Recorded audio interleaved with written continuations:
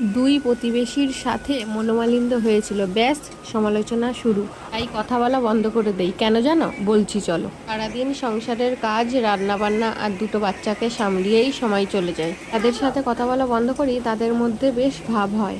আমাকে নিয়ে সমালোচনা আলোচনা করতে শুরু করে। থাকি ভাড়া বাড়িতে, তাই ঝগড়া বিবাদ থেকে একটু দূরে থাকতে চাই। আমি বুঝতে পারতাম ঠিকই, কিন্তু কিছু বলতাম না। আমি উপরওয়ালার হাতে ছেড়ে দিয়েছিলাম যে না, তিনিই বিচার করবেন। আর ঠিক তাই হলো। ঠিক 2 মাসের মাথায় দুইজনের মধ্যে এত ঝগড়া শুরু হলো যে চুলের মুঠি ধরেও মারপিট শুরু হয়ে গেছিল। আর আমি পাশে থাকায় আমার নামে দুইজন কে কি বলেছে দুইজনের মুখ থেকেই বেরোতে থাকলো।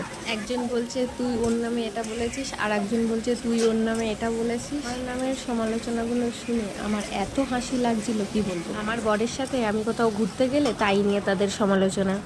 নতুন কোনো থ্রি পিস বা শাড়ি পরে যদি আমার বরের সাথে আমি কোথাও যাই, তাই নিয়ে সমালোচনা।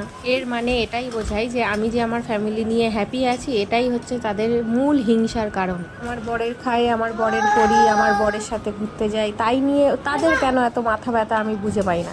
তারাই আমাকে নিয়ে সমালোচনা করছে, আবার নিজেরাই চুল ছেঁড়াছিঁড়ি মারপিট করছে।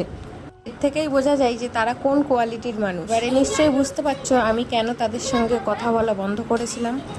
এরকম টক্সিক মানুষদের থেকে দূরে থাকাই ভালো। আমি কি ঠিক করেছিলাম না ভুল করেছিলাম? কমেন্টে জানাবে।